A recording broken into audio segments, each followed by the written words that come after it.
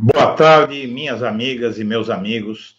É mais uma edição do Blog da Cidadania ao meio-dia. E hoje, Dia dos Pais, eu primeiro cumprimento a todos os pais, todos os avós desse canal.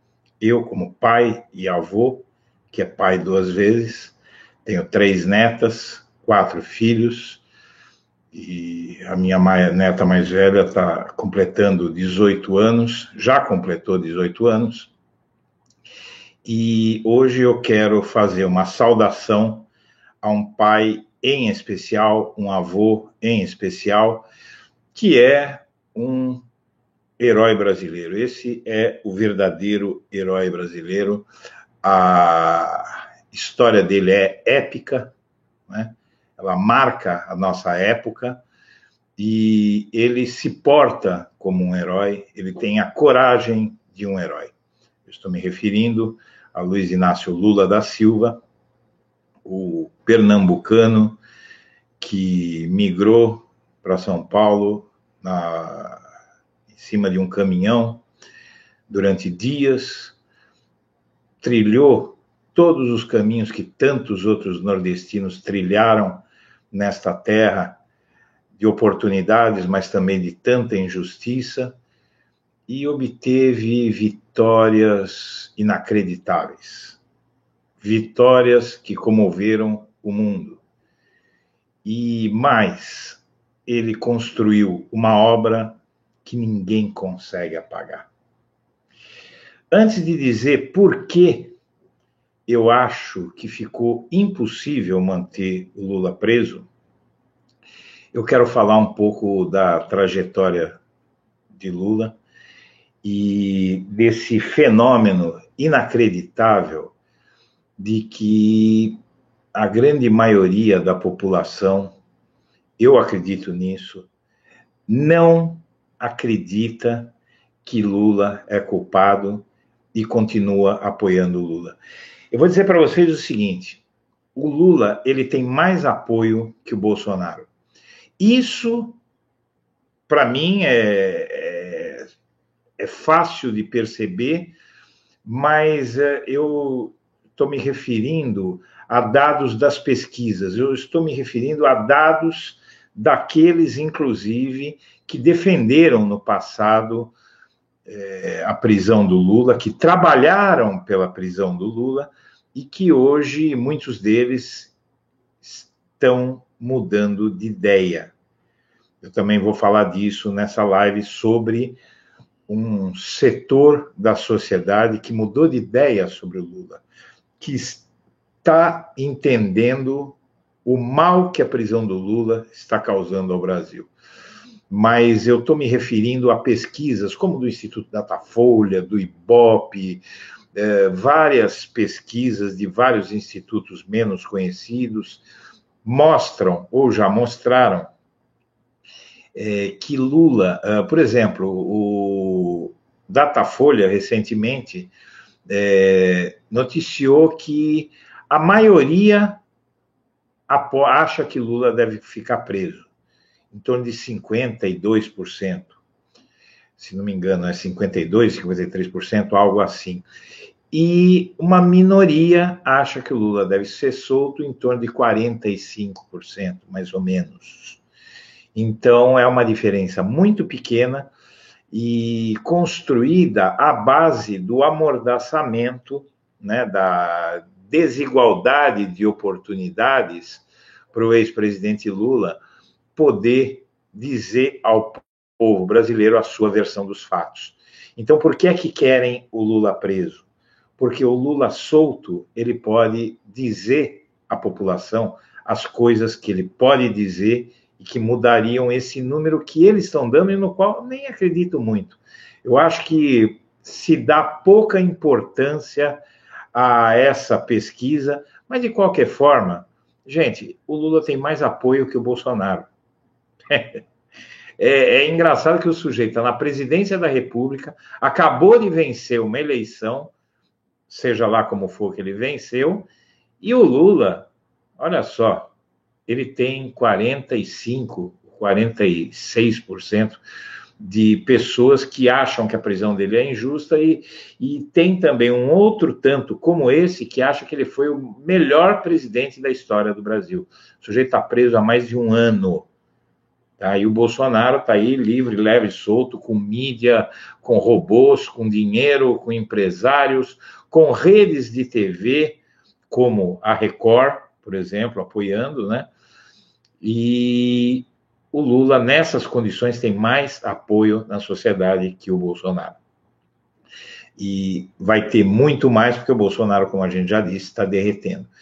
Porém, eu acho que o Lula, ele poderia e poderá causar uma mudança radical. Por que os generais têm medo que o Lula saia da cadeia? Porque o Lula falando, ele vai levantar esse povo. Ele começa, porque ele fala para o cidadão comum, ele fala para as pessoas que estão sem entender direito o que está acontecendo. Porque tem muita gente que está, atordoada, porque tanto se prometeu, tanto se falou do Bolsonaro, e a decepção está vindo muito rápido. Estão vendo o sujeito nomear filho para cargos, fazer tudo que ele acusou os adversários de fazer, envolvido num caso de corrupção, aí o caso do Queiroz, e as pessoas mal acreditam que tudo isso esteja surgindo tão rápido. Mas eu tenho aqui diante de mim uma foto do perfil de Lúrian da Silva, a filha mais emblemática do Lula, porque em 1989 ela era uma adolescente, quando Fernando Collor de Mello usou a mãe dela, uma ex-namorada do Lula, que deu luz a ela, deu luz a Lúrian, deu Lúrian à luz, na verdade, né? E essa Miriam Cordeiro, que era a ex-namorada do Lula, ela aceitou o pagamento para acusar o Lula de querer que ela abortasse da filha, o que naquela época era considerado um crime, era considerado uma coisa impensável, né? Até hoje, a grande maioria dos brasileiros é contra o aborto, e muitos da boca para fora, né? Porque a gente sabe que muita gente que fala contra o aborto já fez o aborto, como a mulher do José Serra, por exemplo, que na campanha em 2010 criticou a Dilma por já ter apoiado o aborto e ela mesma fez um aborto. E todos nós conhecemos alguém que critica o aborto e já fez aborto. Mas era mentira. A Lúrian foi à TV defender o Lula. O Lula sofre golpes baixos desde que ele era candidato, desde que ele era sindicalista, e ele é um sujeito que, se deixarem ele sair da cadeia e começar a falar, esse país pega fogo. Então, os militares pressionam. Porém,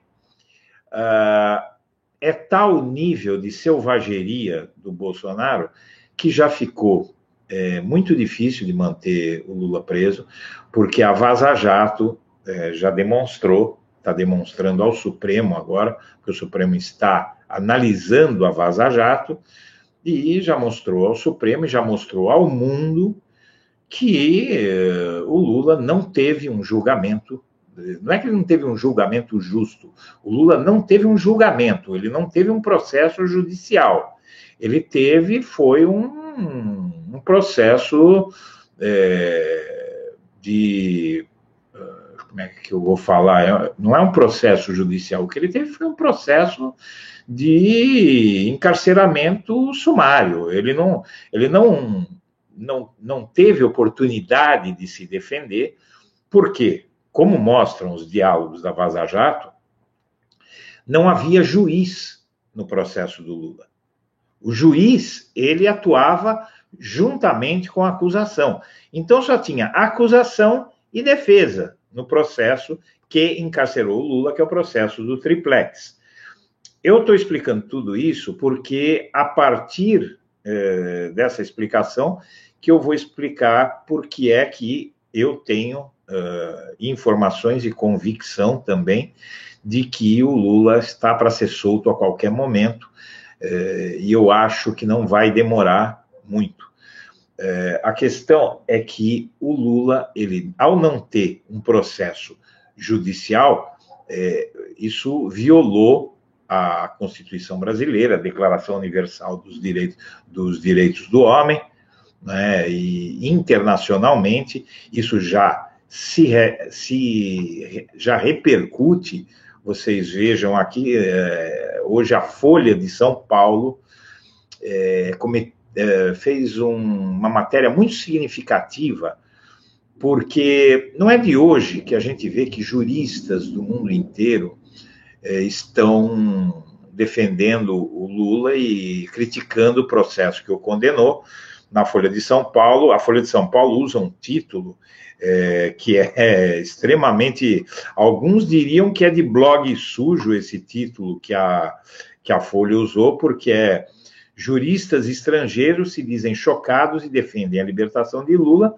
Manifesto em defesa do petista inclui professora citada por Dallagnol como referência em estudos contra a corrupção. Então, até os juristas que os próprios membros da Lava Jato exaltam como grandes juristas e modelos para eles, estão dizendo que esse processo do Lula é ridículo, você não tem como sustentar isso, e o STF, ele já viu nos últimos dias do que é capaz essa gente que encarcerou o Lula. Então, se o STF não tomasse uma medida contra essa prisão arbitrária e ilegal do Lula, que eu acho que vai tomar, ele estaria se expondo a um processo que pode ceifar a cabeça de vários deles, tá? Vários deles estão na marca do pênalti, e o Bolsonaro vem aí com todos os recursos possíveis e imagináveis para derrubar aqueles que o confrontam.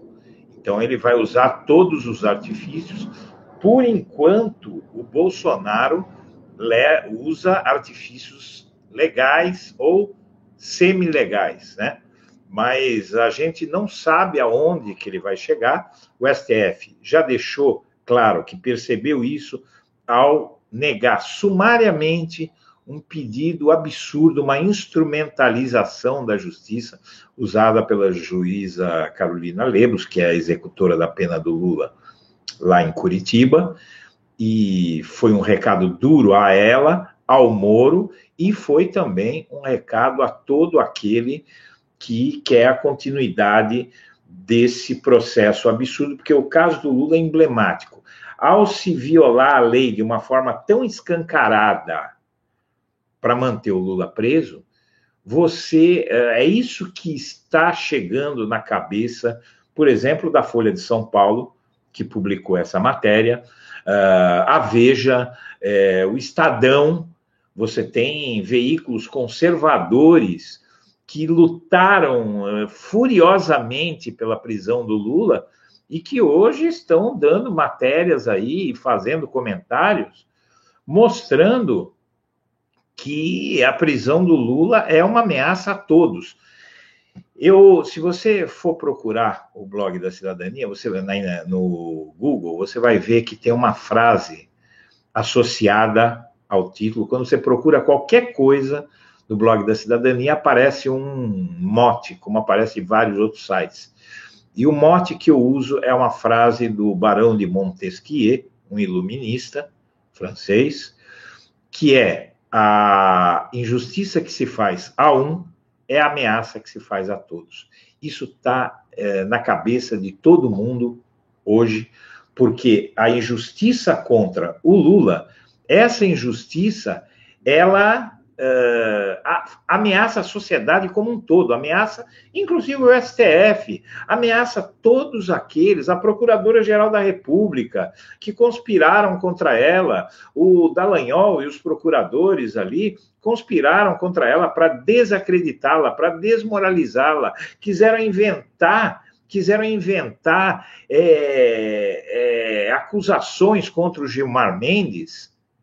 Gente, acusações contra o Gilmar Mendes que eles nem sabiam se existiam. Eles mandaram procurar alguma coisa na Suíça para ver se incriminavam o Gilmar Mendes. Pode até haver, mas uma autoridade, gente, ela não pode, uma autoridade não pode dizer assim para o subordinado: olha, acha alguma coisa contra esse cara. Isso é crime, isso é coisa de máfia. Vocês entendem? Então, aqui a gente está em um momento da sociedade que a prisão do Lula já está sendo reconhecida, inclusive por aqueles que queriam vê-lo preso, como uma ameaça a todos nós. Ontem, o Bolsonaro, que faz parte dessa quadrilha que Sérgio Moro também integra, ontem não, sexta-feira, se não me engano, o Bolsonaro ameaçou jornalistas de prisão. Claramente, a gente ouviu. Vocês estariam todos presos. Quando um presidente da República fica falando em prender as pessoas, não é brincadeira, é diferente. Se eu falar que tem que prender o Jair Bolsonaro, não tem maior consequência. Quem sou eu? Eu sou apenas um jornalista. Mas quem é o Bolsonaro? Ele é o sujeito que tem a caneta, é o sujeito que manda no país, ele manda no Ministério da Justiça, ele manda na Polícia Federal, ele manda no Exército, ele manda na Aeronáutica, ele manda na Marinha. Entende, gente? Então, o que está acontecendo hoje aqui no Brasil é simplesmente um processo em que ninguém está mais seguro, e isso contra um sujeito que está preso há um ano, e um processo que, como diz essa matéria da Folha, juristas do mundo inteiro estão criticando, inclusive juristas citados e apoiados pela Lava Jato, pelos ícones da Lava Jato. Então, pessoal, eu daqui eu quero dizer para você que a gente já tem várias manifestações, como a da Folha de São Paulo e a do Hélio Gaspari, dizendo que quem conhece as costuras das togas da magistratura acha que Lula pode ir para o regime semiaberto a partir do mês que vem. Ele já faz jus, porém o Lula não quer. E por que ele não quer? Porque ele quer que o processo dele seja julgado até o fim, que ele seja inocentado. Mas a postura do Lula já surpreende e desconcerta os seus algozes. Porque isso não é uma postura de malandro, isso é uma postura de um homem que está lutando pela sua inocência, que tem sede de justiça.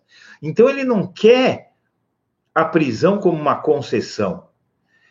E aí, a gente tem muitas... Eu vou ler vários comentários de leitores, mas eu quero ler apenas dois que falam sobre as possibilidades de Lula sair da cadeia. Um que é do companheiro Renato Santos: Lula não sairá da cadeia, eles já estão providenciando nova condenação relativa ao sítio de Atibaia. Lula só sai se houver uma grande mobilização popular pedindo a sua soltura. E também a Tinelli Jun disse: não adianta dizer que Lula será solto. Só com milhões de brasileiros nas ruas para Lula livre, STF são togados, bandidos e canalhas todos sem exceção. Bom, gente, não haverá milhões nas ruas por ninguém. Nem pelo Lula, é uma mobilização diferente. O Lula, ele é um sujeito que ele desperta muito ódio, tem muita gente preocupada com a situação de ódio que está no Brasil. Então, eu acho que milhões de brasileiros apoiam o Lula. Não sei se é a maioria, não sei se são 40%, mas eu sei que o apoio ao Lula é muito grande, mas aqui a gente está numa situação limite no Brasil. Agora, o Lula não vai ficar na cadeia, primeiro porque ele já faz jus ao regime semiaberto. Mas mesmo que ele não queira o semiaberto, ele pode receber o semiaberto, ele pode receber a mudança de regime, e aí ele vai ter que sair. Mas a postura dele dizer que não quer, isso já manda um recado gigantesco para a sociedade, mas o pior, o melhor de tudo, é que o Lula ele tem uma chance muito grande de o STF fazer o que fez a semana passada ao impedir que ele fosse jogado na vala comum, numa cela coletiva, por essa mulher que o Sérgio Moro manipula, que ele controla com joystick, a Carolina Lebos. Porque essa vergonha, pessoal, essa vergonha recebeu um tapa na cara. Esse ato de vilania dessa mulher, de querer humilhar dessa forma, eles tinham um plano, como eu já falei para vocês, eles tinham um plano de cortar a barba e o cabelo do Lula, vesti-lo com roupa de presidiário, para humilhá-lo. Ele é um presidente da República, um ex-presidente da República, ele não tem nem condenação definitiva, e mesmo que tivesse, ele foi ungido pela grande maioria dos brasileiros, ele conta com o apoio de grande maioria dos brasileiros. Esse ato dessa mulher, inspirado, sob ordens do Sérgio Moro, a tal Carolina Lebos, de prender o Lula numa cela comum, coletiva, raspar o cabelo dele, raspar a barba dele, humilhá-lo, isso é uma humilhação aos 40 e tantos %, segundo as pesquisas que apoiam o Lula. Ela não está agredindo só o Lula, ela está agredindo todos aqueles que o apoiam e que têm todo o direito de não concordar com essa prisão ilegal feita contra ele sem provas. Então, você tem aqui uma reportagem do portal G1 de 16 de dezembro de 2010. Isso foi há cerca de 2 semanas do fim do segundo mandato do ex-presidente Lula. Eu vou ler a matéria do portal G1. Popularidade de Lula bate recorde e chega a 87%, diz Ibope. Levantamento foi encomendado pela Confederação Nacional da Indústria. A avaliação positiva do governo federal ficou em 80%, mostra a pesquisa.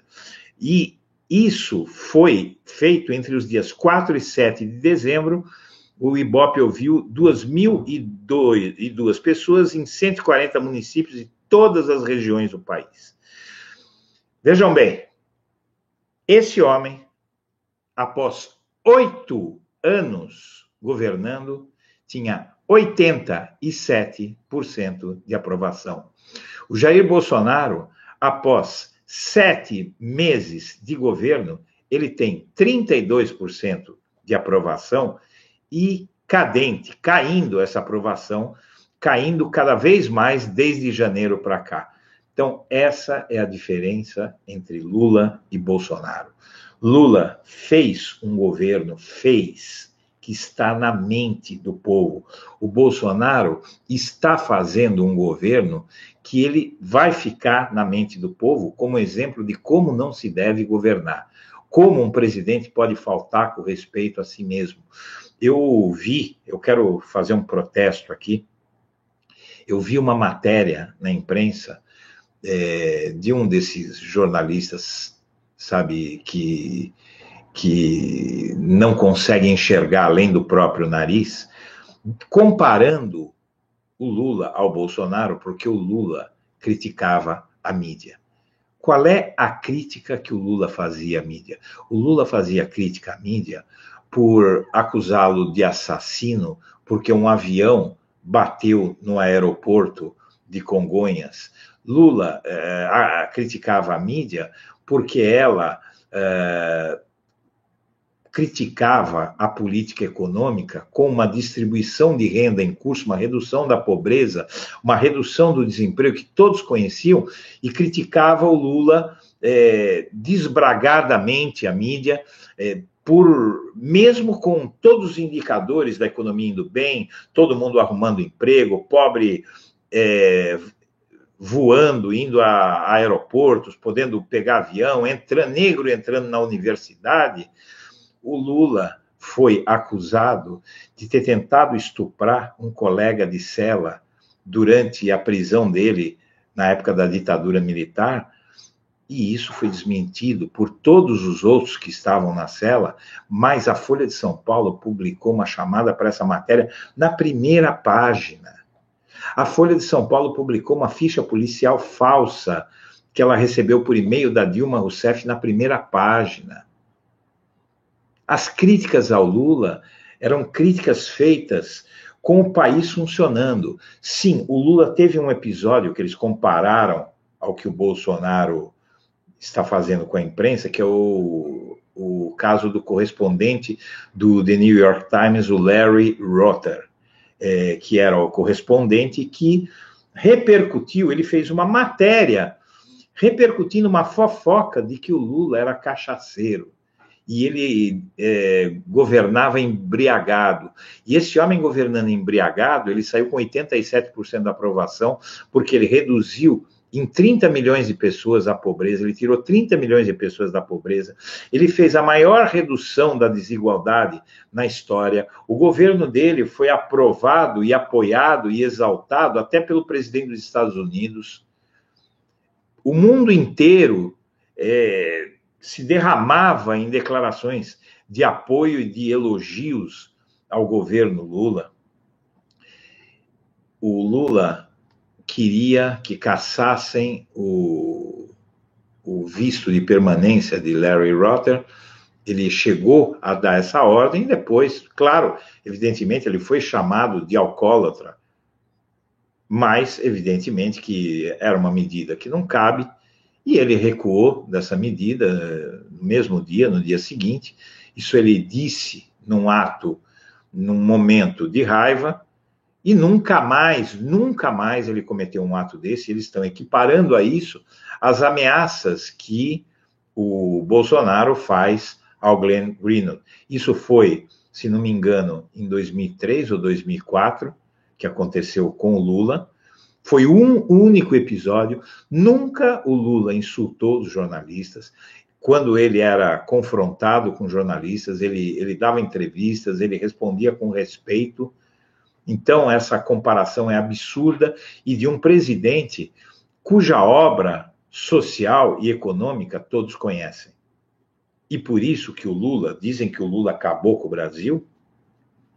Olha, eu tenho aqui na minha frente a matéria da Globo, que ataca o Lula todo dia até hoje, dizendo que a popularidade dele bateu recorde no último mês do segundo mandato dele, 87%.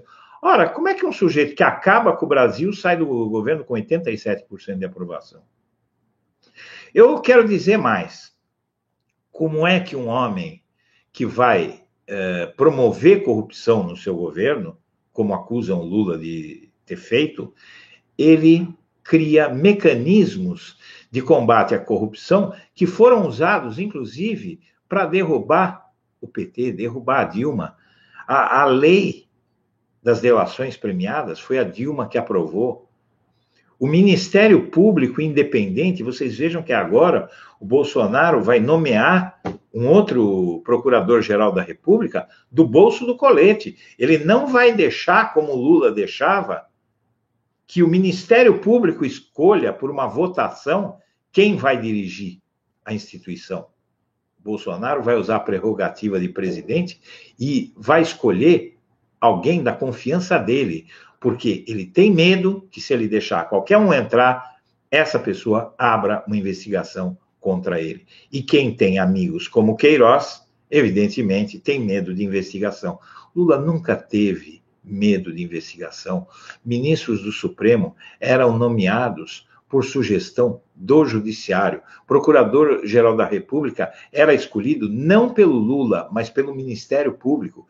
A Polícia Federal recebeu liberdade total em investimentos que nunca teve, inclusive com delegados que eram indicados pela corporação, pela Polícia Federal. O Lula nunca tomou cuidado de ele mesmo colocar alguém de confiança dele na Polícia Federal. Então, alguém quer montar um governo para roubar e monta um monte de instituições, aparelha, no bom sentido, de investir, e deu liberdade a instituições e a pessoas que ocupam cargos que poderiam prejudicá-lo. Lula fez isso.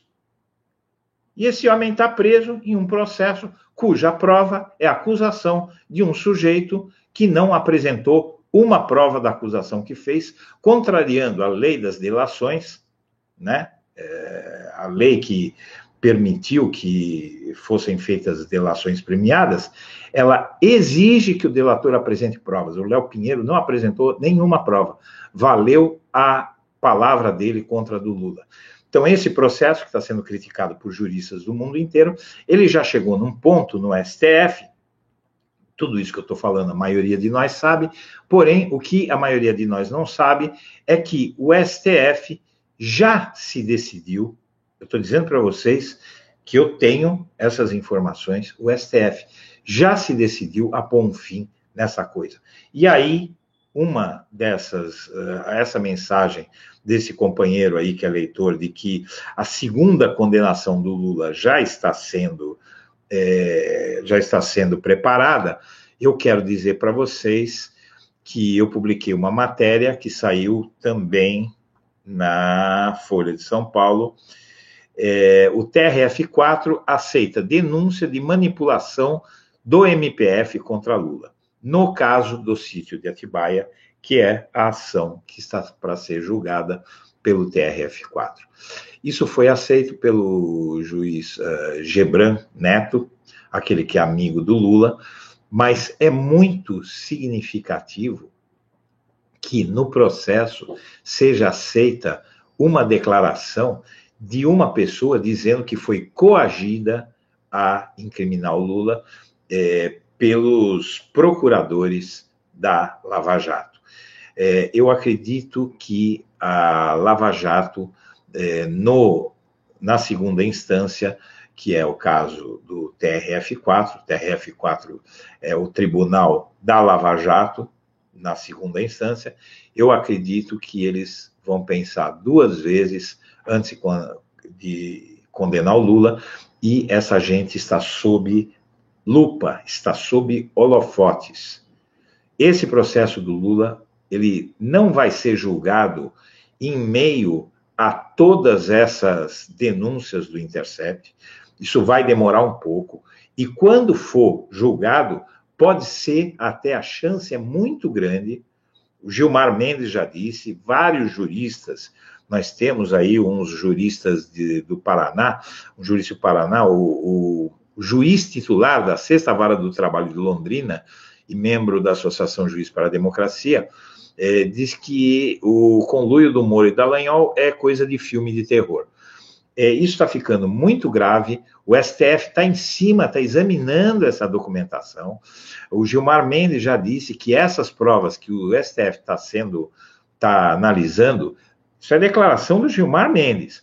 Se forem consideradas reais as provas, o que vai acontecer? Os processos todos contra o Lula vão ser anulados. Então, é o do triplex, é do sítio de Atibaia e todos os outros processos que foram abertos com base no trabalho do Moro e do Dallagnol vão ser anulados. Isso é uma coisa que está muito difícil de não acontecer, porque você tem o STF decidido a dar um fim no que está fazendo a Lava Jato. O STF não aceita mais, isso existe um consenso naquela corte.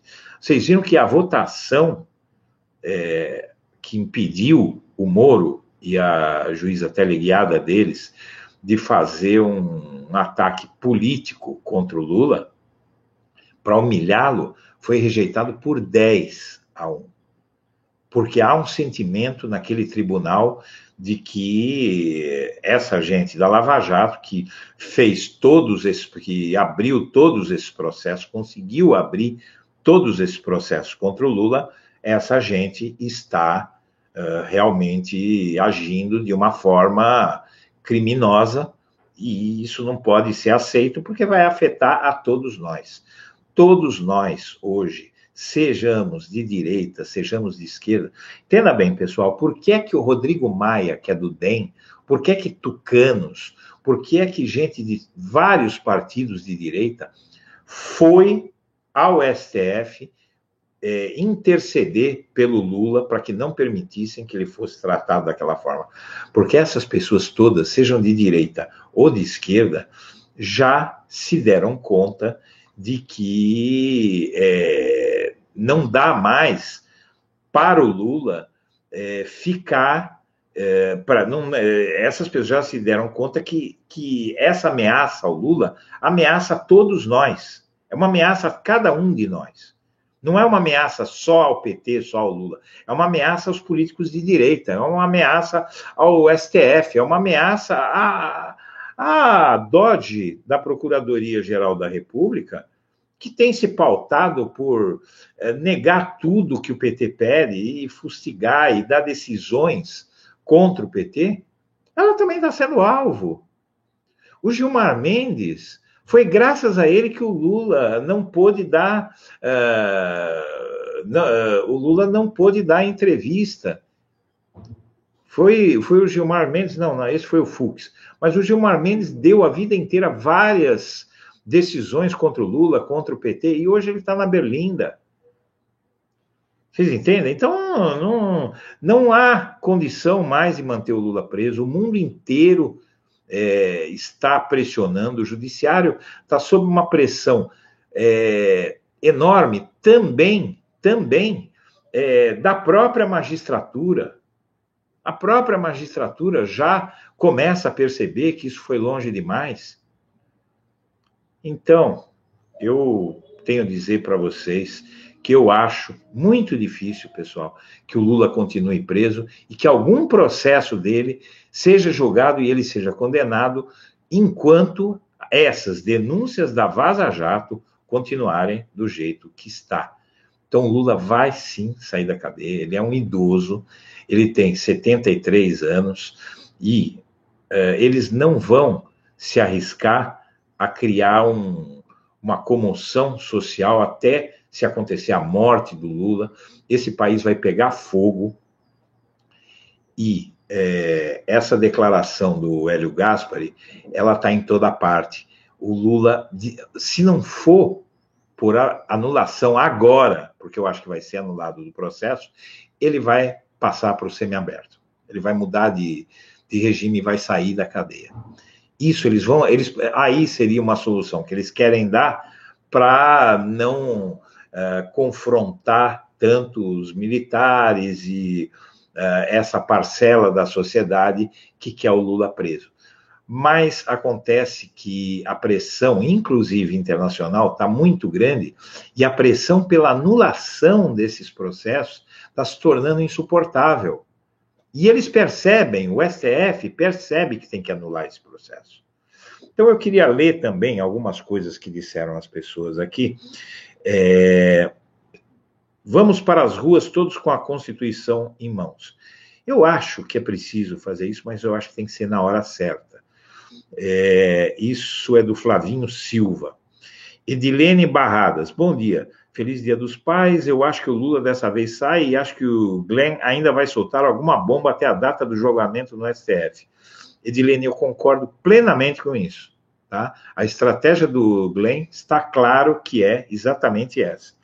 Tiago Muniz, da Austrália. Eu tenho uma filha que mora lá, Tiago. José Henrique dos Santos Baiona. Bom dia, Eduardo. Lula vai ser solto e os processos vão ser anulados. Gostaria de saber se a OAB vai dar a carteira para o Moro. Eu acho que não vai. Eu acho que agora que não vai mesmo. José Henrique dos Santos Baiona. Eduardo, você poderia entrevistar o presidente nacional da OAB a esse respeito? Boa sugestão, José Henrique. Vamos ver, eu vou conversar com a equipe aí. Atinelli, bom dia, Edu. Coloque moderação, porque não é possível participar com tantos insultos e baixarias de minions. Eu já estou tomando essas providências e qualquer um que for flagrado fazendo isso vai ser limado. E o José Henrique, ele dá uma opinião aqui, ignore os minions, eles só querem aprender alguma coisa, carentes de inteligência. Jones Barbosa dos Santos, existem provas robustas, áudios, manuscritos, etc., da farsa de Moro e os seus políticos. Existem muitas provas, e essas provas estão sendo apreciadas pelo STF, gente. Isso não é brincadeira, as pessoas acham que o STF pediu os áudios lá, o material todo dos hackers, que pediu isso para fazer jogo de cena. Não é. Eles estão analisando se o material é real, porque se o material é real, a prova, esse tipo de prova, obtida de forma ilegal, porque o hacker realmente ele obteve essas provas de forma ilegal. Ele invadiu o telefone de autoridades e é ilegal fazer isso, precisava de uma autorização judicial para fazer isso.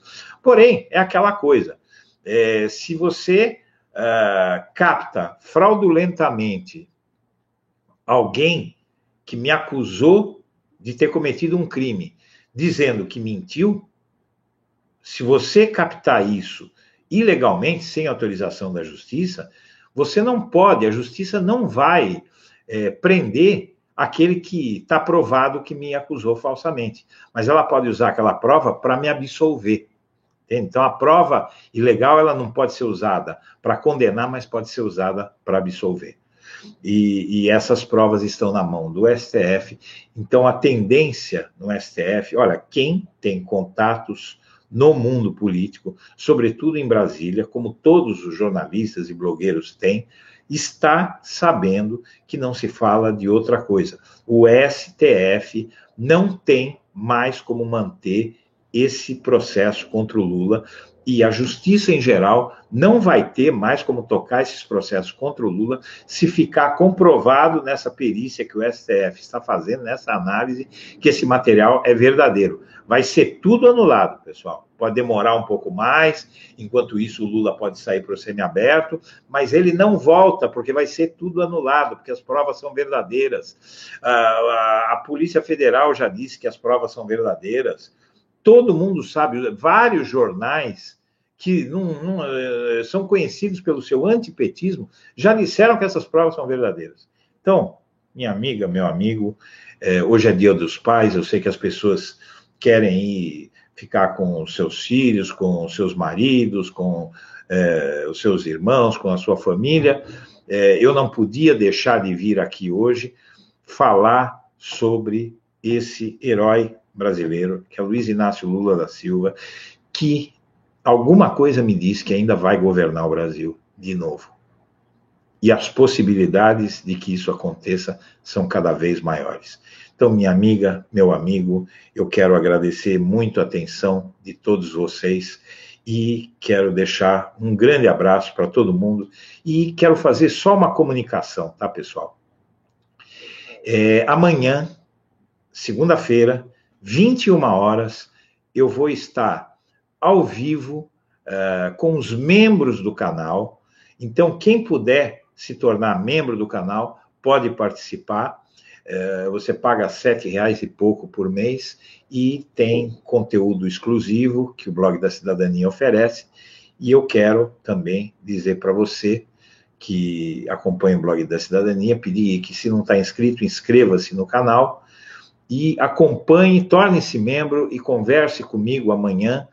Geralmente entram algumas dezenas de membros e as pessoas fazem sugestões, fazem perguntas e eu converso diretamente com cada um. Então, eu agradeço muito a atenção de todos vocês, desejo um bom Dia dos Pais, um feliz Dia dos Pais para todo mundo. Grande abraço, pessoal.